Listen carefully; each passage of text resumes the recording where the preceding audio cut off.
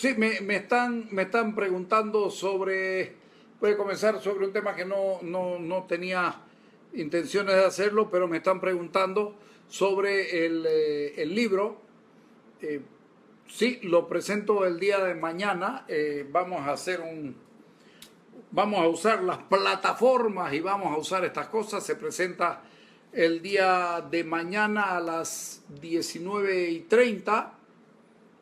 Sí, a las 19:30, el día de mañana, jueves 19 de enero, los periodistas Maggie Talavera y Emilio Martínez van a ser los encargados de la presentación. El libro se llama Evo, Mito y Engaño.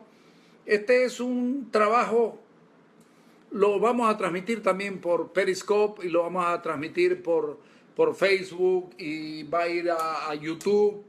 Es un trabajo, vamos a contestar preguntas y todas estas cosas. Quiero decirles que es un libro que fue pensado hace ya muchísimos años. En el año 2007, recuerdo, el año 2007 se hizo una película. El 2007 se presentaron dos películas sobre Evo Morales. La primera era una película que se llamaba Cocalero. A mí me gustó muchísimo, me pareció una película muy bien hecha. Era se mostró toda la campaña, todos los esfuerzos de Evo Morales para llegar al gobierno. Y la otra se llamó Evo Pueblo, una huevada. Una huevada, una película que desde mi punto de vista buscaba la creación del mito. Y cuando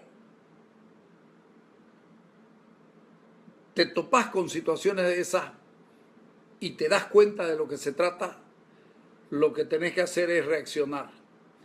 Yo en esa época, 2007, 2008, ya comencé a pensar en la película y comencé a pensar en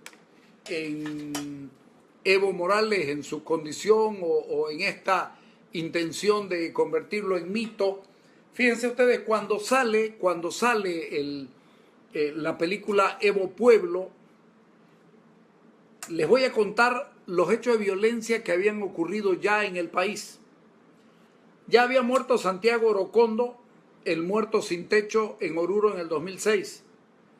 Habían muerto los campesinos cocaleros de los Yungas de Bandiola en septiembre en Cochabamba. O había pasado también los sucesos de Guanuni en octubre del año 2007. Ya se había matado a Cristian Urresti en enero de ese año en Cochabamba. Ya habían ocurrido los sucesos con muerte de Villamontes o en el municipio de Vacas en Cochabamba. Y en noviembre de ese mismo año, Sucre ardía en su lucha por recuperar la sede de la capital y tuvo que lamentarse 3 muertos más productos de la violencia política en el mismo mes de noviembre del año 2007. Qué casualidad, la película Evo Pueblo no habló absolutamente de ninguna de esas muertes. Entonces nosotros dijimos, quieren construir su mito, que lo construye, pero nosotros estamos obligados por lo menos a trabajar en esta otra parte, en contar la otra parte de la historia. Hicimos esta película que ustedes la pueden encontrar en YouTube, que se llama ¿Qué pasó? Es una película que hice yo, que tuvo en algún momento un fuerte respaldo del público. La vieron cerca de 40.000 personas, tal vez un poco más. Por internet se la ha visto aproximadamente 800.000 veces. Así que es harto. Y les quiero decir que la película no tiene relación con el libro, porque eso mostraba violencia y muerte en tiempos de Evo Morales. Esto va dirigido a otra cosa, va dirigido al cuestionamiento de si Evo Morales puede o no ser un mito. La construcción del mito Evo Morales ha ocupado gran parte del tiempo del propio Evo Morales, que cuando le relató a Iván Canelas Alurralde, cuando le relató su vida, la llenó de cosas mágicas, místicas y de estas cosas. Acuérdense, ya les he dicho, yo nací gracias al pan.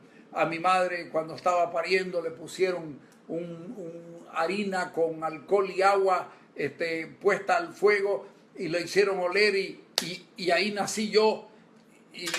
Y ya después de que habían muerto dos hermanos míos, hombres, yo era el único que sobrevivía, ¿no es cierto? Y entonces uno, a ver un ratito, yo nací gracias al pan. ¿Y qué tiene que ver el pan con el mito? Pues tampoco tiene explicación el yo soy el pan de la vida, ¿no? Es un asunto de fe. Y sin embargo, ahí hay una relación, una correlación con los pasajes bíblicos. Y en el libro hay varias veces, en el libro de la vida de Evo Morales uno se topa con eso. Pero luego, yo soy de los que cree que Evo Morales ha tenido una vida muy dura, evidentemente. Ha tenido una vida muy peleada, ha sido muy valiente. Y probablemente lo siga haciendo, ¿sí? Pero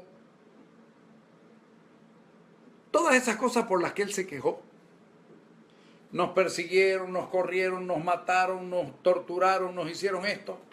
Ustedes ponen los hechos de su gobierno al frente, ponen los hechos de su gobierno al frente y se van a dar cuenta que es un calco. Todo lo que él dijo haber dejado atrás, lo repite exactamente de la misma forma. Yo me preocupé por buscar un hecho y ponerle su contra. Esto lo sufrió como represión y esto lo cometió como represor. Nos mataron a 2 cocaleros, no sé cuánto. Ah, te mataron a 2 cocaleros, ¿sí? Te mataron a 2 cocaleros. Te recuerdo que, ahorita vamos a hablar sobre eso, te recuerdo que vos cuando fuiste gobierno, mataste a 2 cocaleros, qué casualidad, 2 cocaleros de Cochabamba, de Yungas de Bandiola, por la simple y sencilla razón de que estaban defendiendo su cato de coca o su cultivo de coca. ¡Qué casualidad! El gobierno nacional les dijo a los indígenas y a los campesinos y a los cocaleros que por la coca se lucha, se pelea y se muere. Y resulta que su gobierno terminó matando cocaleros en Yungas de Bandiola. Y uno va mirando y les doy el dato del por qué. El gobierno de Evo Morales, cuando Evo Morales llega al gobierno, tenía un acuerdo con la embajada norteamericana para erradicar coca. Y eso es historia. Lo pueden buscar, la referencia del periódico, la referencia histórica está ahí. Da la casualidad, miren ustedes, llega a un acuerdo con el gobierno norteamericano, al que después les dicen los gringos mataron. No. Termina matando a 2 campesinos cocaleros en Yungas de Bandiola, en Cochabamba, que es la única zona tradicional, también por llegar a un acuerdo con la embajada de Estados Unidos. O sea, ¿de qué estamos hablando? Está haciendo la negación de lo que te quejabas. Está haciendo exactamente aquello que criticabas. Chaparina, lo que le hicieron a los campesinos, perdón, a los discapacitados, las muertes en Caranavi, el caso del Hotel Las Américas. Es decir, un gobierno que cuando está en el poder solo quiere ser poder. Un gobierno que usó muy bien la palabra Estado plurinacional. Y uno se pone a buscar por todos lados. ¿Sabían ustedes que la palabra Estado plurinacional solamente aparece 2 veces en la Constitución Política del Estado. De 411 artículos de la Constitución Política del Estado, solo 2 hablan del Estado plurinacional. ¿Sabían eso? Eso lo marcan en un foro, en un seminario que hubo sobre el Estado plurinacional. De 411 artículos, solo 2 hablan del Estado plurinacional. Pero además todo esto, uno mira la historia del sufrimiento de Evo Morales y el cómo se hizo, uno lo mira y lee, además lee la historia actual y se da cuenta que ese libro de don Evo Morales, escrito por Iván Canelas, ha sido, la vida de Evo Morales la han adaptado al hoy. Hoy se dibujó la vida de Evo Morales, se la ayornó, la arreglaron como para que se vea más sufrido, más valiente. Yo no tengo ninguna duda que fue sufrido, que fue valiente, pero además es parte de esta construcción del ser boliviano migrante, ilegal, porque recordemos que los cocaleros de Chapare recién se legalizan de verdad a partir de un decreto de Carlos Mesa. ¿Sí? Hasta antes de eso tenían todos los sindicatos, tenían todas estas cosas, pero no tenían una legalidad como las que les da Carlos Mesa. Entonces, pongámoslas las cosas en su verdadera dimensión. A Evo Morales el otro día hablábamos aquí del famoso síndrome de la enciclopedia soviética. Escribí incluso el artículo del domingo, y Peter Burke, que es el historiador que habla de eso, del síndrome de la enciclopedia soviética, dice que lo que hace el que está haciendo la historia es adaptar el pasado al presente. A ver, adaptemos el pasado al presente. Comencemos a sacarle los malitos, ¿sí? Comencemos a sacarle los malitos y armemos el prototipo del hombre que necesitamos para convertirlo en mito político. Y creo yo, no creo, sostengo que lo que se está haciendo con la figura de don Evo Morales es tratar de convertirlo en un mito político.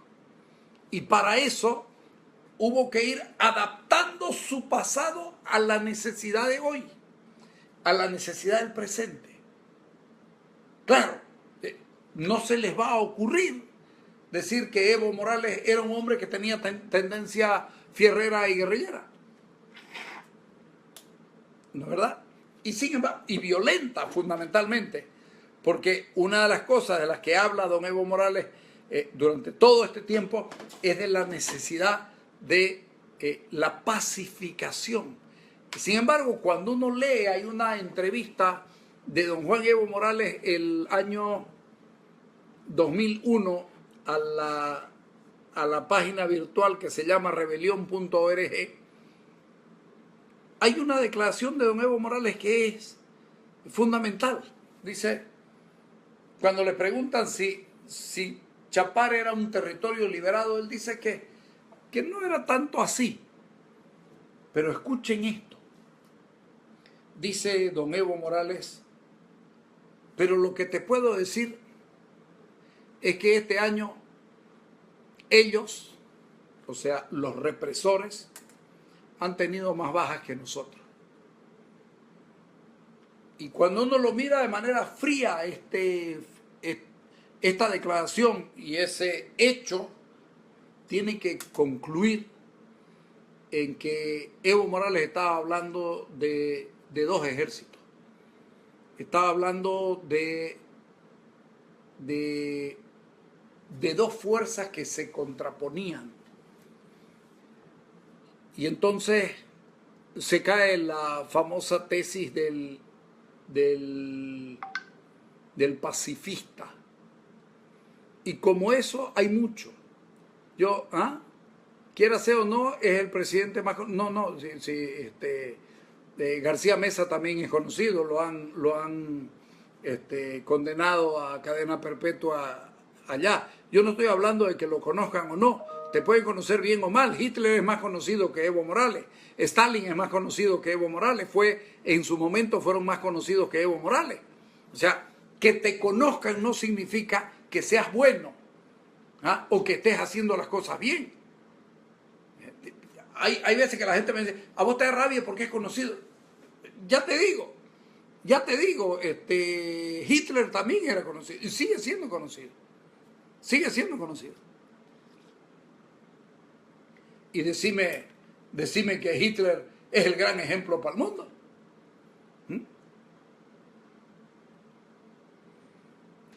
Yo no creo que el mito de Evo hay que resumirlo en ignorancia y poder.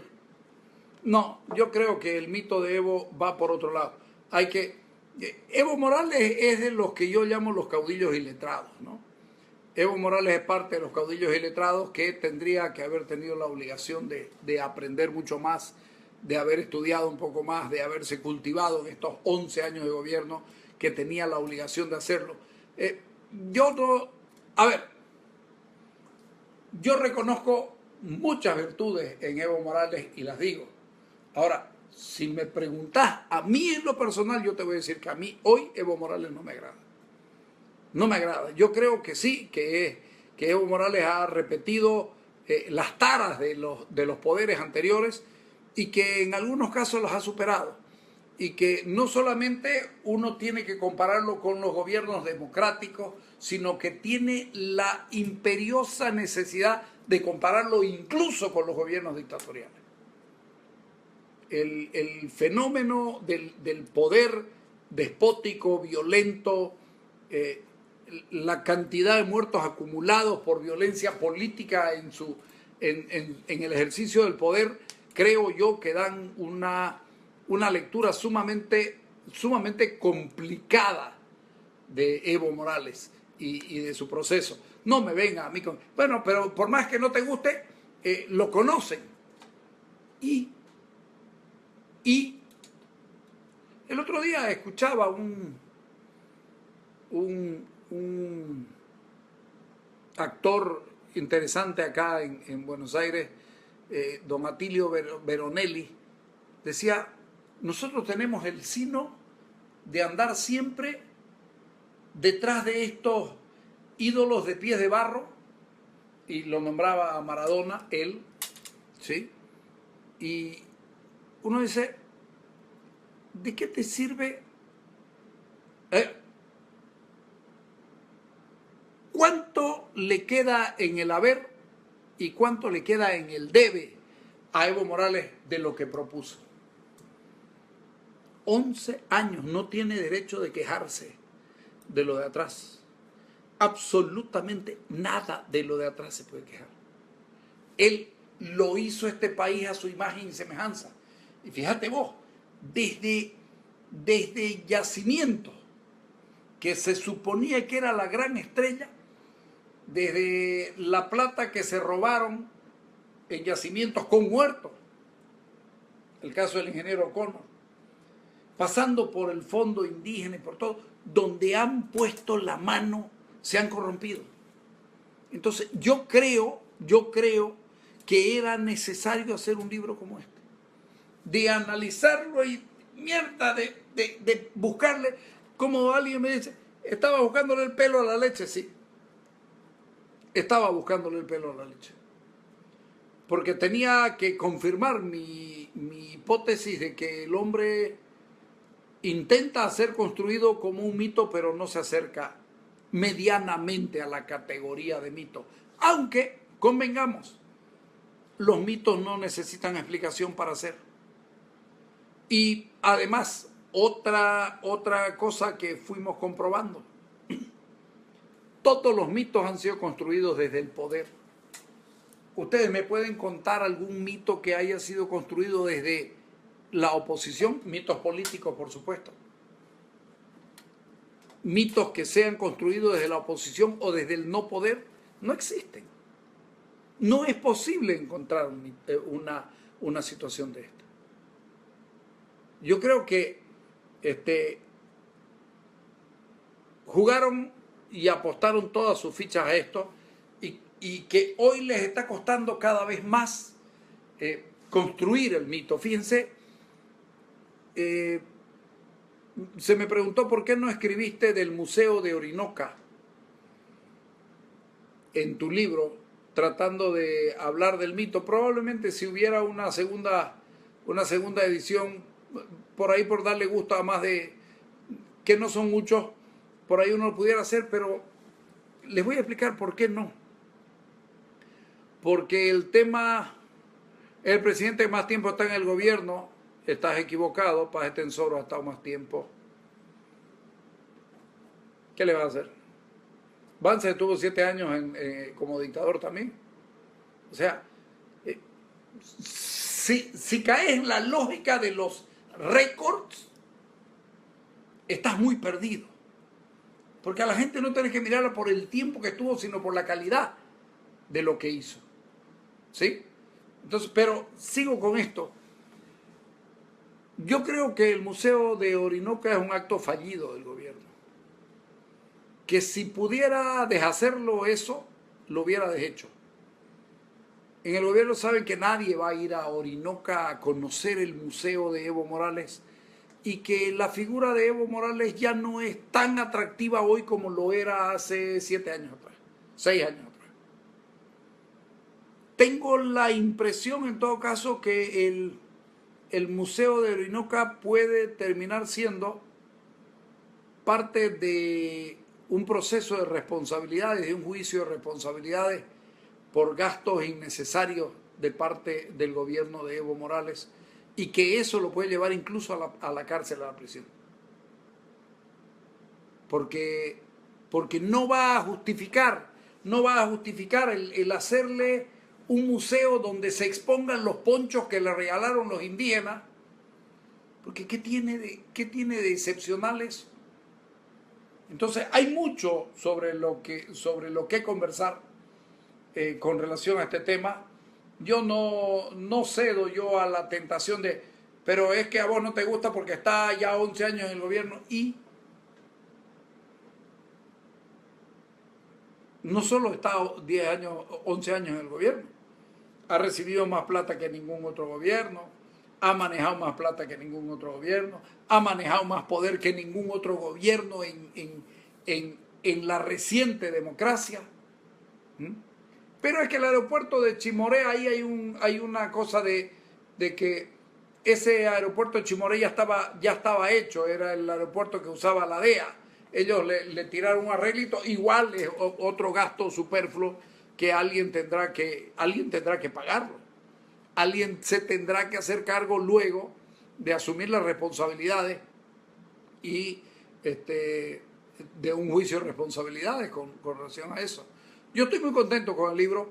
Mañana se presenta, así que ya les voy a comunicar en qué librerías del resto del país se está publicando. Me preguntan por qué no lo publico por internet, porque no tengo cuenta en ningún lado. ¿Ah? ¿Cuántos vuelos comerciales hay al mes? Ni uno. Sí, los camiones de Quintana quedó ahí, pero como no está cerrado el asunto, ya tendrá que responderse. En fin, creo que ya los aburrí con lo mío, pero habían preguntas sobre el tema y ahí voy.